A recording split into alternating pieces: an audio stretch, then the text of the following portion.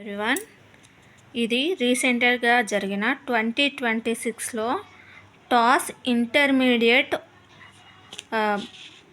Answer booklet అండి. చూడండి, ఈ బుక్లెట్లో కరెక్షన్ ఎలా జరిగిందా అన్నది ఒకసారి చూడండి. బుక్లెట్ ఆన్సర్ కరెక్షన్ ఎలా జరిగిందా అన్నది మీరే చెప్పాలి. ఇక్కడ కరెక్ట్గా కరెక్షన్ చేశారా లేకుంటే ఇంకేమన్నా తప్పులు తడకలు దొరినాయా చూడాలి.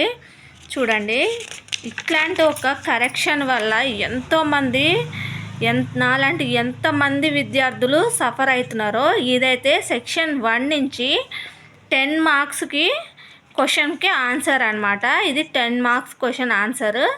సరే, ఇది షార్ట్గా రాశాను, చిన్నగా ఉందనుకోండి. సరే, మరి ఏమన్నా దీంట్లో ప్రాబ్లం ఉందో తెలియదు. 1 మార్క్ అయితే వేసాడు. 10 మార్క్స్ ఆన్సర్కి 1 మార్క్ మాత్రమే వేశారు. అలాగే ఇది సెక్షన్ ఏ నుండే సెకండ్ క్వశ్చన్కి ఆన్సర్ అనమాట. సేమ్ 10 మార్క్స్కి. ఇది చూడండి,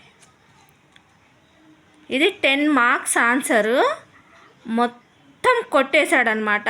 ఇక్కడ ఎక్కడ రాంగ్ ఆన్సర్ ఉందో అయితే నాకైతే కనపడలేదు. నాకు చేతికి పేపర్ వచ్చిన తర్వాత నేను మళ్ళీ ఒకసారి చూసుకున్నా, ఎక్కడన్నా తప్పులు ఉన్నాయా ఏంటి, నాదేమన్నా తప్పు ఉందా, నేను రాంగ్ రాసానా ఏందా అని నేను ఒకసారి చెక్ చేసుకున్నా. సేమ్ మొత్తం ఇదంతా 10 మార్క్స్ది సెకండ్ క్వశ్చన్కి ఆన్సర్ అనమాట. మొత్తం కొట్టి పడేశారు. దీనికి 10 మార్క్స్కి 0 అనమాట. ఒక్క హాఫ్ మార్క్ కూడా వేయలేదు. ఇది మళ్ళీ సేమ్ సెక్షన్ ఏ నుంచే 10 మార్క్స్ అనమాట.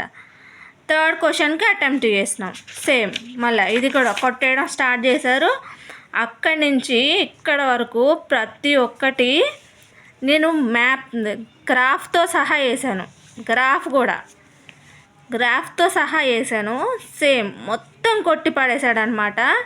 మరి ఈయన నిజంగానే చదువుకున్న ఆయననా, మరి సబ్జెక్ట్ చెప్పే టీచరా, లేకుంటే ఎక్కడన్నా బయట 100 రూపాయలు 200 ఇస్తా అంటే వచ్చి కరెక్షన్ చేసిన ఆయననో నాకు అయితే తెలియదు. ఇట్లాంటి కరెక్షన్ వల్ల ఎంతమంది జీవితాలు నాశనం అయిపోయి ఆగమవుతున్నారు మీరే తెలుసుకోవాలి. అందరికీ తెలుస్తుంది. ఇట్లాంటి వీడియో వల్ల అయినా జరుగుతున్న అన్యాయాలు బయటపడతాయని చేస్తున్న వీడియో ఇది. టాస్ అంటే ఎంతోమంది చదువుల మధ్యలో ఆగిపోవడం వలన, చదువుల మధ్యలో ఆగిపోయి పెళ్ళిళ్ళు చేసుకొని వాళ్ళ జీవితాల్లో మళ్ళీ చదువుకోవాలన్న కోరిక ఉండి చదువుకోవడానికి ఒక మంచి ఆపర్చునిటీ అనమాట టాస్. అయితే ఇట్లాంటి ఒక కరెక్షన్ వల్ల వాళ్ళకి ఉన్న చిన్న ఆశ, చదువుకోవాలన్న కోరిక, అది కూడా ఇట్లాంటి కరెక్షన్ వల్ల నాశనం అయిపోతుంది. ఎంతమంది టాస్ అంటే జస్ట్ ఏదో కాపీ కొట్టి రాయడమో ఇట్లాంటి వాళ్ళే ఉంటారు అనుకుంటారేమో చాలామంది టీచర్స్. కష్టపడి చదివేటోళ్ళు కూడా ఎంతోమంది ఉంటారు. సిన్సియర్గా సీరియస్గా చదువుకునే స్టూడెంట్స్ కూడా ఉంటారు. అట్లాంటి వాళ్ళకి ఇట్లాంటి కరెక్షన్ ఒకటి జరిగితే వాళ్ళకి ఎంత బాధ ఉంటుందో వాళ్ళకే తెలియాలి. చూడండి, ఇక్కడ సేమ్ 10th క్వశ్చన్కి ఆన్సర్ అనమాట. ఇది 4 మార్క్స్ వేసిండు. కొంచెం దయదలిచి మనం వెనక కూడా వెళ్దాము. ఇందాక మధ్యలో ఆపేసిన కదా. ఇది 7th క్వశ్చన్కి ఆన్సర్. సేమ్ ఇదంతా ఆన్సర్. సేమ్ 1 మార్క్ కూడా వేయలేదు అస్సలకి, మొత్తం 0. మరి ఆయనకి నా పేపర్ చూడంగానే మరి దిద్దాలనిపించలేదో, మరి మొత్తం అన్నీ కొట్టేయాలనిపించిందో, మరి ఏమన్నా పగ పెట్టుకున్నాడో మరి ఏందో తెలియదు. కానీ సేమ్ అన్నీ కొట్టేసుకుంటా వెళ్ళిపోయిండు.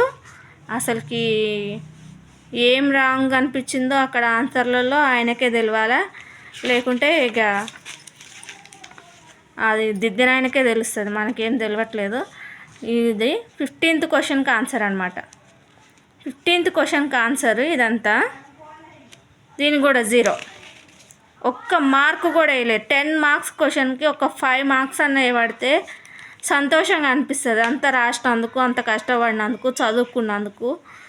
ఇట్లా 0 అన్నిటికీ కొట్టేసుకుంటా పోయి అసలుకి ఏమి మార్క్స్ వేయకుండా ఈ రకంగా పెడితే ఎవరికైనా ఎంత బాధ కలుగుతుందంటే, ఎంతమంది టాస్ అంటే ఎంతమంది మధ్యలో చదువులు ఆగిపోయిన వాళ్ళు ఒక ఆశతోటి ఇక్కడికి వస్తారు, చదువుకుంటాము, మళ్ళా మనము చదువుకోవాలి, మన చదువును మనం కంప్లీట్ చేయాలన్నట్టు ఈ టాస్క్ వస్తారని.